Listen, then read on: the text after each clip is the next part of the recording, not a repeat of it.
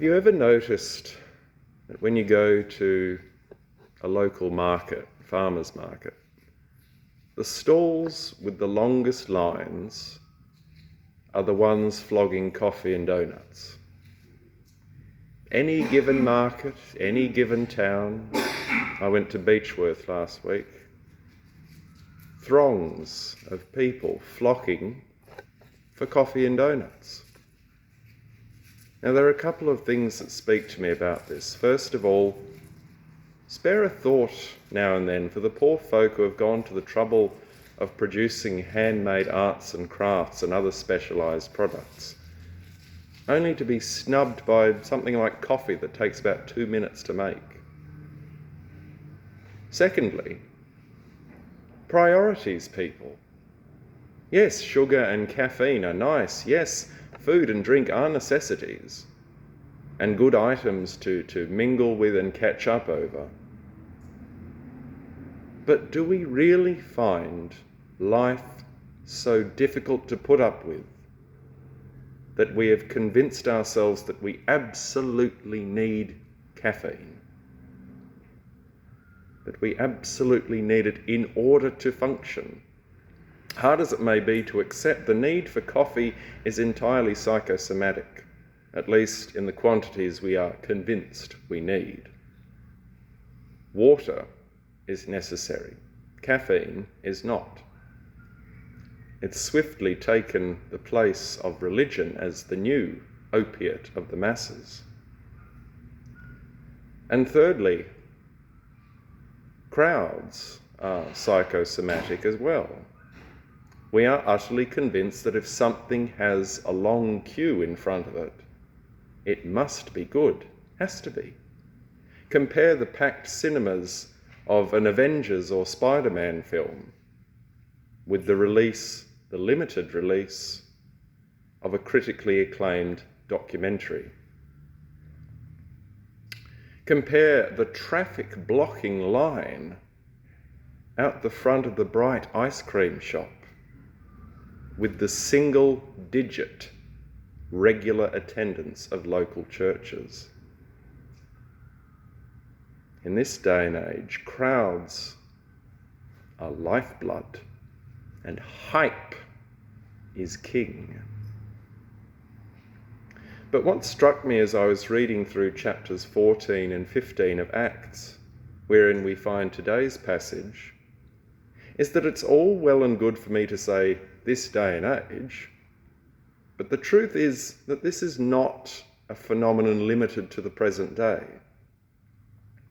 There is every likelihood that the author of Acts was a fan of hyperbole, exaggeration, romanticising the subject matter.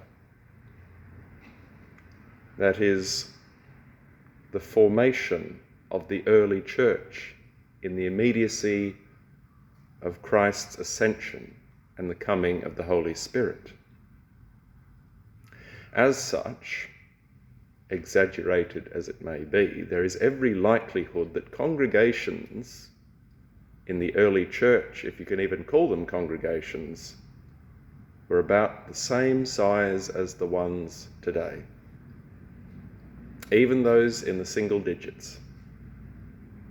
Because even back then, there were just as many competitors for the attention of the people as there are now, and just as much crowd and hype mentality to boot. Churches were never popular places, such that the early church didn't even have the beautiful buildings we're so proud of today. Christians met in secret, usually in people's houses or back alleys. And the main times they were ever seen in a crowd were when they were trying to convince pagans they were barking up the wrong tree, or when they were at the centre of a subsequent lynch mob, getting stoned or spat on for having the gumption to speak out against the existing traditions. In Acts chapters 14 and 15, we have Paul and Barnabas in just such a predicament. They begin by attracting followers from a synagogue, only for the spikes in the room to stir up dissension and confusion among potential converts. As such, Paul and Barnabas are run out of Dodge, or Iconium, as the case may be. In the town of Lystra, they heal a man crippled from birth, and the Greeks think that the gods have come down in human form, and so shower the evangelists with praise. But Paul, being Paul, can't keep his mouth shut and says, "Why are you doing this? We're not gods. We can heal because we have faith in Jesus. The gods you believe in are rubbish." The crowds don't even listen to Paul, but they listen to his enemies, who convince them to stone him half to death. To his credit, though, Paul still manages to establish a small foothold in these towns, appointing elders, the equivalent of, say, locally ordained deacons and ministers, to try and spread the gospel. The author describes it as how he had opened a door of faith for the Gentiles.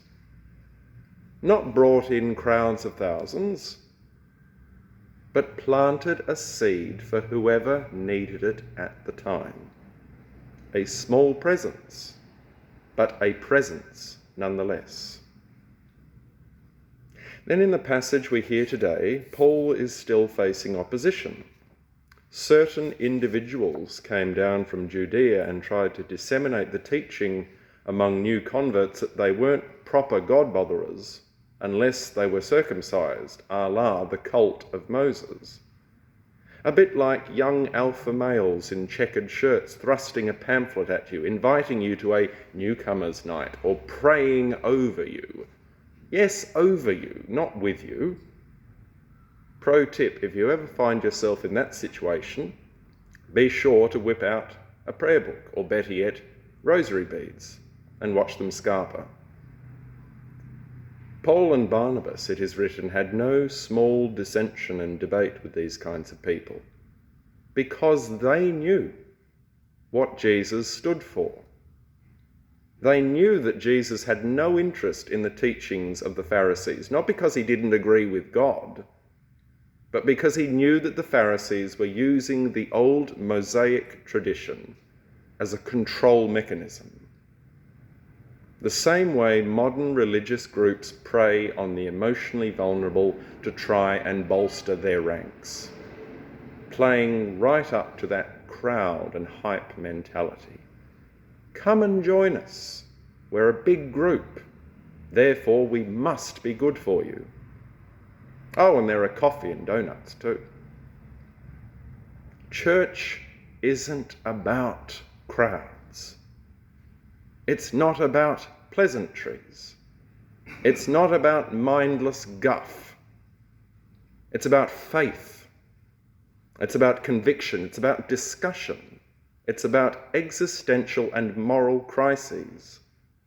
It's about pastoral and spiritual care of the vulnerable, not recruiting them, not bleeding them of funds. Praying with an A, not an E. And above all, church isn't about crowds. It was never meant to be about crowds. It was never, let's get everyone together in a building at once. People like Paul and Barnabas travelled and preached and visited and healed and consoled. And then they travelled some more, because they'd have to report back to the other apostles. Church isn't about a crowd, it's about the faces in it. The Spirit will touch whomever it touches. You might say, but aren't we meant to make disciples of all nations? If we look at the Greek text of Matthew 28, the Great Commission, the phrase is mathetev sate panda ta ethne, disciple the tribes, enroll them as students, would be one translation. Go amongst those who don't know Jesus, to whom he is foreign, and teach. teach, enlighten, discuss, nurture, lead by example. Don't expect people to believe everything the same way you do. But when you speak of your faith, when you demonstrate your faith, be authentic. And people will gather and listen to you because of your example, because of how Jesus informs your living, your prayer, your charity, your care for the vulnerable. You will not touch the hearts of thousands, but you will open that door of faith for the Gentiles, wherein the Spirit is allowed to do its work on individual hearts. You will always have the people that come for coffee and donuts. But every so often you will meet someone curious about your more wholesome produce. And though they may be one person, if you live as Jesus guides your every step, your example will make all the difference to that one person, as Jesus Christ has made to you.